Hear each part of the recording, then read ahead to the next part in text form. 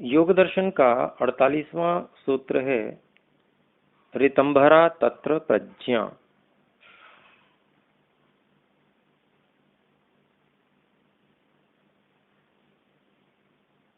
तो यह सूत्र बड़ा स्पष्ट है और छोटा सा है। तो इसका क्या अभिप्राय हुआ? तत्र का अभिप्राय अर्थात वहां, कहां, अर्थात जो प्रकरण हमारा चल रहा है, निर्विचार समाधि की स्थिति पूरी तरह से साफ हो जाने पर, अर्थात उसका अच्छे से अभ्यास हो जाने पर, ऐसी स्थिति में योगाभ्यासी को ऋतंभरा प्रज्ञा प्राप्त होती है। ऋतंभरा प्रज्ञा अर्थात जो ऐसी बुद्धि जो केवल सत्य को ही धारण कराने वाली होती है, केवल सत्य को ही जानने वाली होती है।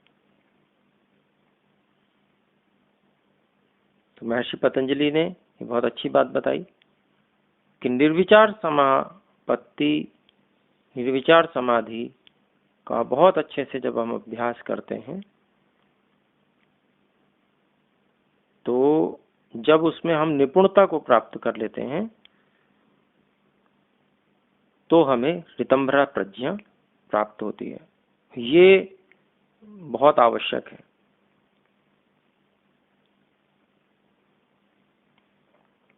तो महर्षि व्यास जी इसमें क्या कहते हैं, देखिए।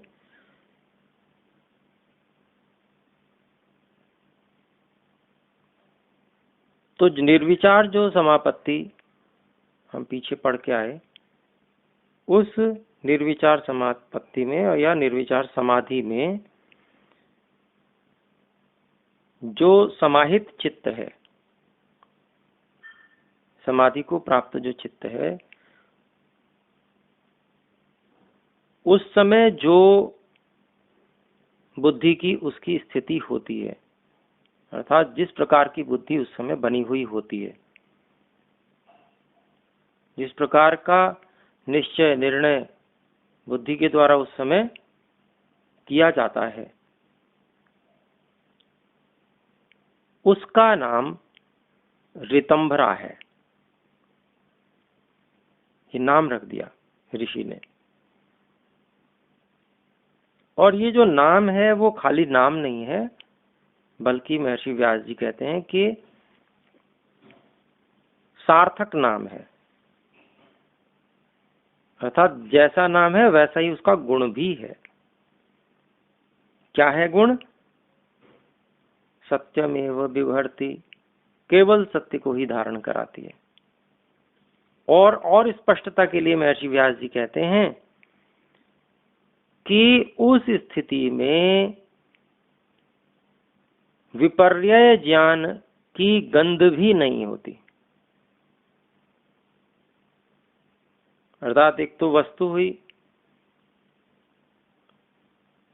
लेकिन वस्तु की गंध सूक्ष्म रूप से आ जाती है ना, वैसे ही कि एक तो विपर्य ज्ञान, बिल्कुल सीधा सीधा उल्टा व्यक्ति जान लेता है, निश्चय कर लेता है उल्टा।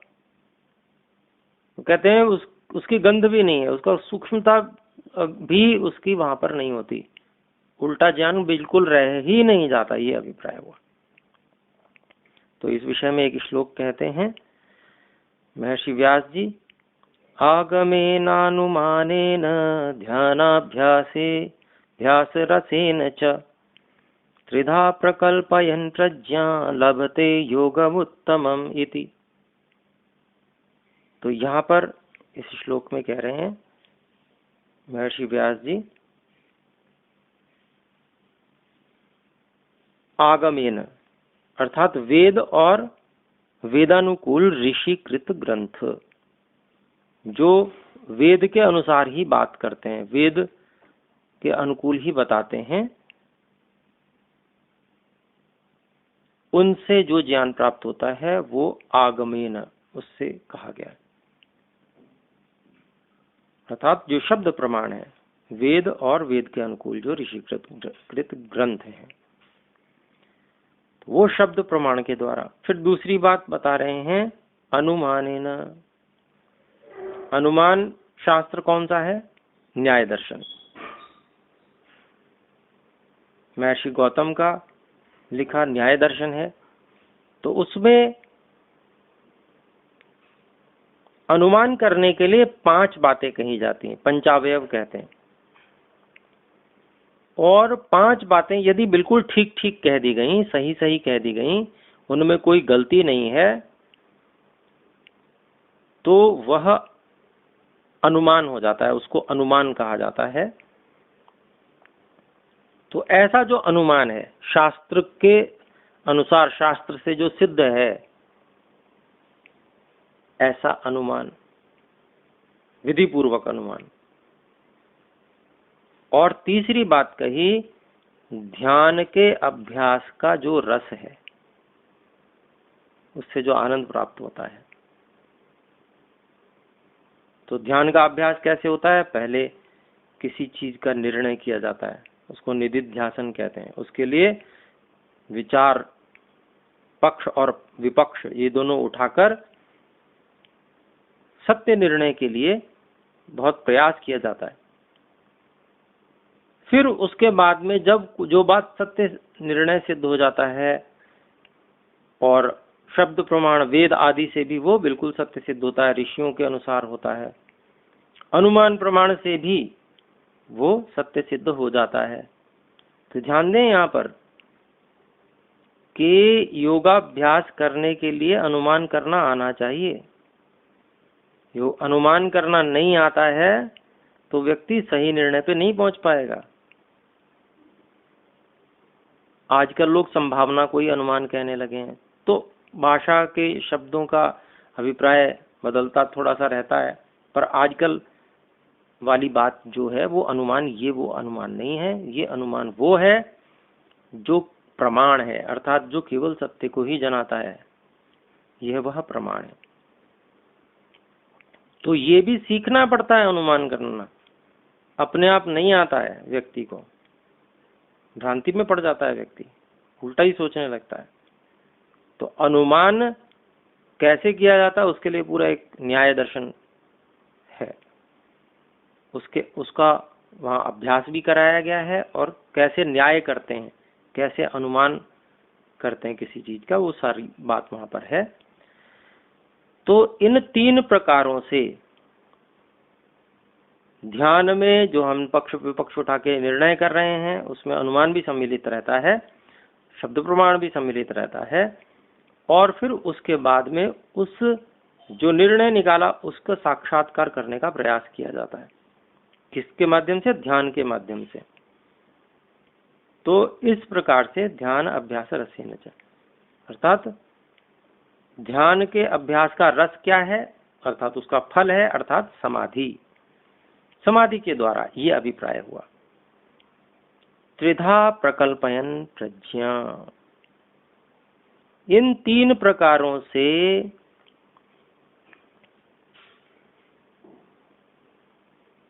विकसित की जाती हुई बुद्धि, विकास को प्राप्त होती हुई वह बुद्धि लभते योगम उत्तमम,